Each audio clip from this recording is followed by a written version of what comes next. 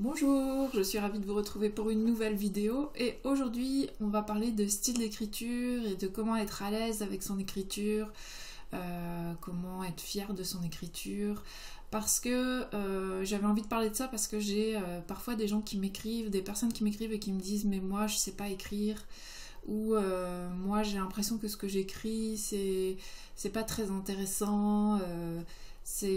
Alors il y a le fait que ce soit pas très intéressant mais aussi c'est pas très bien écrit et j'ai un peu honte de le montrer ou de le partager donc j'aimerais déconstruire ça et amener les personnes à partager à écrire et à se libérer de ça.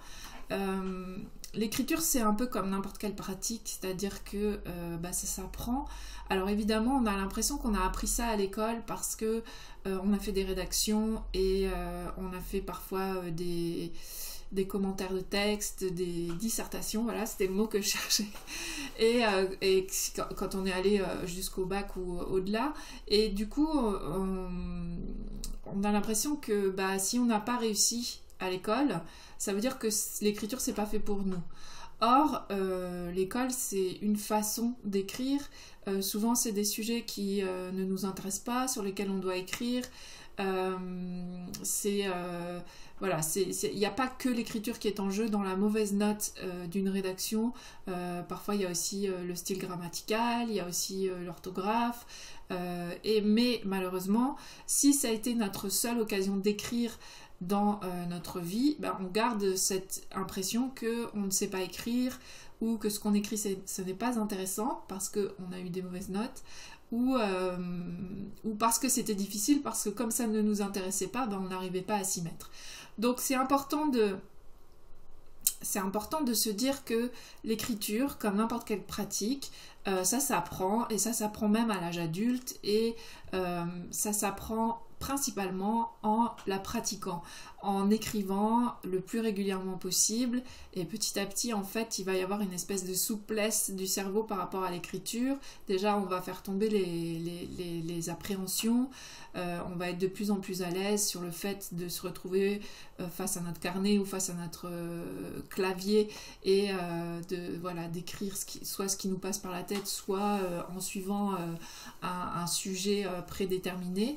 Et puis après on va pouvoir travailler plus précisément le style une fois qu'on sera à l'aise. Donc la première chose à faire, si vraiment vous êtes bloqué, si vous vous dites non mais moi je suis nulle, alors ça peut être aussi parce que vous avez une mauvaise orthographe, mais ça franchement on s'en fiche. Écrivez, et puis si vraiment après vous voulez partager vos textes, vous pouvez très bien demander à quelqu'un de vous corriger les fautes, mais c'est pas l'orthographe qui fait qu'on n'a pas un beau style d'écriture ou qu'on n'a pas des belles histoires à raconter, qu'elles soient autobiographiques ou non. Donc je sais que c'est compliqué, mais si c'est une histoire d'orthographe vraiment ça vaut pas le coup de ne pas le faire. Donc voilà, dans un premier temps écrivez. Donc il y a plein sur la chaîne YouTube, là vous trouverez comment commencer un journal, des pistes d'écriture pour l'écriture autobiographique, l'écriture introspective, l'écriture de fiction. Donc allez-y, si vous savez pas trop comment commencer, vous trouverez des pistes dans ces vidéos. Et l'idée c'est d'écrire le plus souvent possible, peut-être même de se faire une routine quotidienne. Alors ça veut pas dire que vous allez écrire je ne sais pas moi 2000 mots chaque jour, non, ça peut être, vous avez un petit carnet dans lequel chaque jour vous écrivez une petite liste. Les petites listes, j'en parle souvent dans mes vidéos parce que c'est quelque chose que j'aime beaucoup.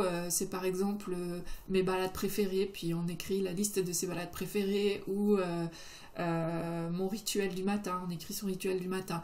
Donc vous voyez que c'est quelque chose qui s'écrit très vite, donc vous pouvez très bien commencer par faire une petite liste par jour. Si vous voulez des idées de petites listes, elles sont en téléchargement gratuit sur mon site, je vous mets le lien dans la barre d'informations. Donc voilà, l'idée c'est de pratiquer, d'écrire le plus souvent et de s'assouplir en fait, un peu comme quand on fait des assouplissements avant de faire du sport ou quoi, voilà, de s'échauffer, de s'entraîner et de vraiment que l'écriture devienne quelque chose où on s'y met, pour laquelle on se met en route naturellement, sans se prendre la tête, sans se dire oh là là je vais pas y arriver ou quoi. On se dit tiens je vais écrire un texte et puis ça se fait naturellement. Moi je suis en train de faire cet exercice là pour le dessin, c'est-à-dire jusqu'à présent le dessin pour moi c'est quand je suis devant ma feuille avec mes feutres là ou mon stylo ou mon crayon de papier, c'est vraiment je ne sais pas par quel bout prendre ça et tout de suite il y a un peu du stress, un peu de toute manière je vais rater, enfin ces petites voix là que j'appelle les voix rabat-joie et qui viennent un peu me gâcher le moment. Et ce que je me suis fixé comme objectif, alors c'est en dessin, hein, c'est de faire un petit dessin par jour pendant 100 jours. Et donc, je viens juste de commencer là. Et mon objectif vraiment, c'est au bout de ces 100 jours, peut-être qu'il me faudra 2 fois 100 jours ou 3 fois 100 jours, j'en sais rien, de pouvoir me mettre face à ma feuille de dessin sans qu'il y ait une appréhension, que je puisse le faire naturellement. Bah pour vous l'écriture, si vous êtes dans le cas où l'écriture c'est quand même encore un peu quelque chose où vous vous dites ah non je suis vraiment trop nulle ou je vais pas y arriver, bah faites-vous ce genre de petit défi où pendant 30 150 sur le document que je vous propose de télécharger, il y a pour un an 365 petites listes, donc vraiment allez-y, faites-vous ce défi et vous allez voir que vous allez passer ce cap après et que l'écriture va venir beaucoup plus naturellement. Donc ça c'est la première étape, c'est de pratiquer vraiment régulièrement, le plus souvent possible et de vous faire des petites routines, des petits rituels comme ça d'écriture. Ensuite, vous allez pouvoir, une fois que vous avez cette aisance, ça ne veut pas dire que vous savez écrire, enfin que vous avez un style d'écriture extraordinaire. Comme moi, quand j'aurai fait mes 100 jours de dessin, ça ne voudra pas dire que je saurai parfaitement dessiner, que j'aurai un style de dessin, mais il n'y aura plus cette appréhension et je pratiquerai cet exercice artistique de manière plus fluide. Après, vous pouvez avoir envie d'être, de faire quelque chose de beau en fait. Avec l'écriture, que ce soit agréable parce que vous avez envie de partager vos textes et que vous avez envie que quand les personnes vous lisent, ce soit agréable, qu'il y ait du rythme, que vous arrivez à soutenir leur intérêt, voilà. Et ça, pour ça, là, on va vraiment travailler le style et travailler, oui, tout ce qui fait que quand on va lire votre texte, ça soit plaisant. Donc, une fois que vous avez installé cette routine d'écriture, après, l'idée, ça va être de s'initier à d'autres styles que ce qui est le plus naturel pour vous. Par exemple, si je prends mon exemple, moi, le plus naturel, c'est de raconter ce que je vis. C'est vraiment quelque chose d'être proche du réel. C'est de l'ordre du journal intime ou du récit de vie plutôt, parce que j'aime à partager. Donc, c'est pas un journal intime, mais c'est vraiment un récit de vie.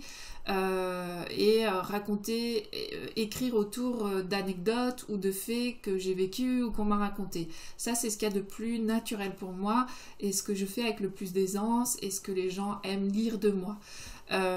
Mais régulièrement, je sors de cette zone de confort-là pour écrire d'autres choses, écrire de la fiction, écrire des micro-nouvelles comme ça, de fiction avec des personnages que j'ai inventés, écrire de la poésie en prenant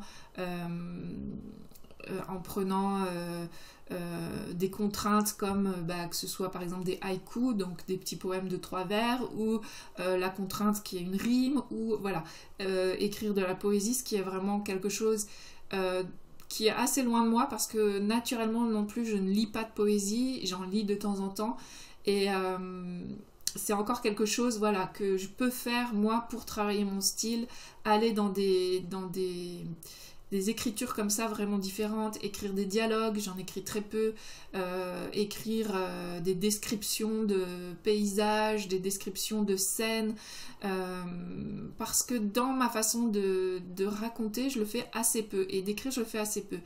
Et comme je pratique ça dans les ateliers d'écriture ou dans les textes que j'écris pour mes ateliers d'écriture que moi-même j'anime, puisque j'écris tous les textes que je propose, enfin tous les sujets, les contraintes que je propose, je les écris moi aussi, ce qui me fait ma pratique et ma gymnastique quasi quotidienne.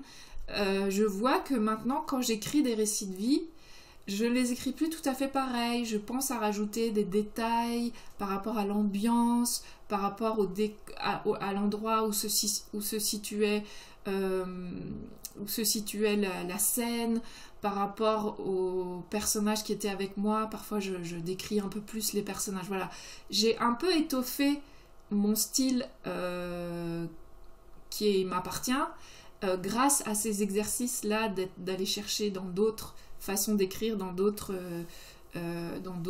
styles. Vous pouvez aussi écrire d'une manière journalistique. Enfin, voilà, il y a plein de choses à explorer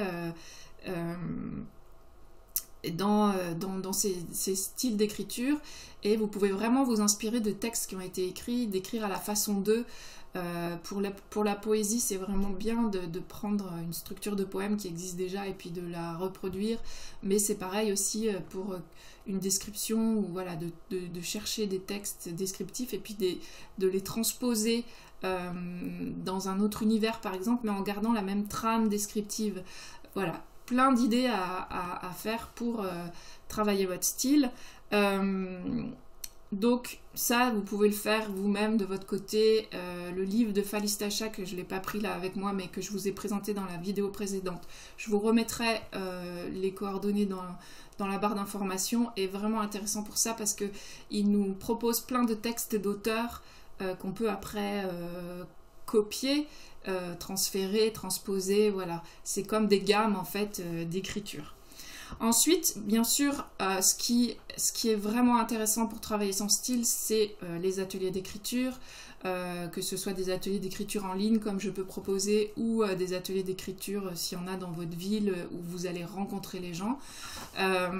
Nous, on fait des rencontres sur Zoom, c'est un peu moins chaleureux, mais c'est quand même très convivial. Et en tout cas, par rapport à l'écriture, on atteint notre objectif, puisqu'on peut se lire nos textes, les commenter. Et c'est, à mon avis, ce qui est vraiment le plus intéressant dans les ateliers d'écriture, c'est d'aller à la rencontre. Alors, il y a à la fois la rencontre des textes des autres et du style des autres, de se confronter à partir d'un même sujet d'écriture. Il y a plein de façons d'interpréter la chose et plein d'univers. Et là, on voit vraiment, en fait, que chaque personne a son univers, et que même vous qui avez l'impression de ne pas avoir de style, si vous en avez un, parce que vous revenez toujours un petit peu aux mêmes choses, et c'est ça votre style. Donc, et le fait d'écouter les autres, ça va petit à petit, on va s'imprégner des autres aussi, et donc ça va forcément agrandir notre univers littéraire. Et bien sûr, le deuxième intérêt des ateliers d'écriture, en dehors du fait que on ne maîtrise pas les sujets qu'on nous propose, et donc forcément il y a toujours une petite sortie de zone de confort, c'est d'avoir le retour des autres sur ce qu'on a pu écrire, leurs sensations, est-ce qu'on leur a provoqué des émotions, est-ce qu'on les a fait rire, est-ce qu'on les a fait pleurer, ça arrive parfois, est-ce que... ou aussi parfois ils n'ont pas compris, donc peut-être qu'il faut qu'on retravaille notre texte. Donc l'intérêt des ateliers d'écriture, c'est quand il y a des échanges aussi pour proposer des améliorations au texte, parce que c'est toujours des premiers jets en fait dans les ateliers d'écriture, et puis après on peut retravailler nos textes, éventuellement présenter des deuxièmes jets, etc., etc. Donc vraiment, si vous voulez améliorer votre style d'écriture, je vous conseille de participer à un atelier d'écriture. Ça va forcément vous apporter quelque chose, et puis moi ça m'apporte beaucoup de joie, les ateliers d'écriture, et d'enthousiasme, de création en fait, et je sens que je progresse alors à travers les ateliers que je propose, mais aussi quand je fais des exercices qui me viennent d'ailleurs.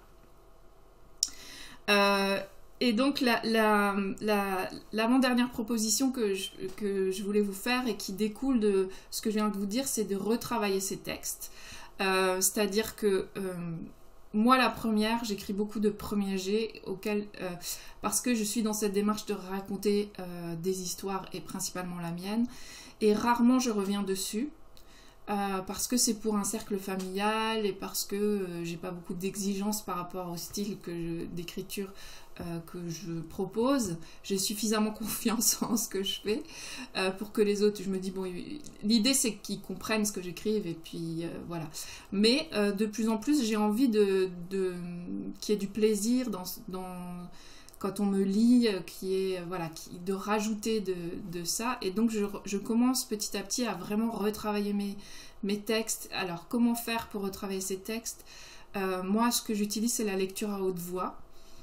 Ça, j'ai entendu, je crois que c'était Delphine de Vigan, une fois, une interview d'autrice qui racontait qu'elle lisait toujours ses textes à haute voix au fur et à mesure qu'elle écrivait ses romans, et puis il fallait qu'il y ait un rythme, il fallait que ça, voilà, si ça dansait pas dans sa tête, c'est que ça allait pas. Donc bon, moi je relis et déjà je vois que quand c'est pas fluide dans la façon, quand on le lit à l'oral, sans qu'il y ait forcément un rythme ou tout ça, je suis pas à ce niveau-là, mais je vois déjà tout de suite, en fait, je vois ce qu'il faut corriger. Je vois si c'est trop lourd ou trop ou pas, ou il manque quelque chose dans le sens. Le fait de l'entendre à l'oral, c'est vraiment quelque chose d'important. Et puis après, voilà, travailler les répétitions, travailler peut-être des tournures de phrases, changer complètement, ça m'arrive de changer complètement la tournure de phrase, changer des adjectifs parce que j'ai tendance à beaucoup utiliser les mêmes et du coup essayer d'aller trouver des synonymes. Voilà, je retravaille comme ça modestement mes textes. Et alors pas tous parce que j'ai pas toujours le temps, mais ceux qui ont de l'importance, qui seront peut-être appelés à être publiés ou quand c'est pour des ateliers, voilà, je le fais. Et ça apporte beaucoup de satisfaction aussi de travailler le détail d'un texte et de faire sonner les mots. C'est ce qui fait aussi le style. Mais on n'est pas obligé de le faire pour chacun de ces textes.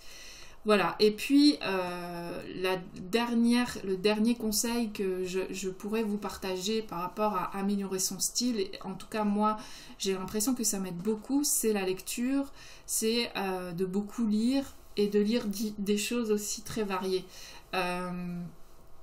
Lire du théâtre, lire de la poésie, pas forcément des choses compliquées mais des choses variées, lire un peu des classiques, je pense par exemple à Zola qui est quand même très connu pour ses descriptions.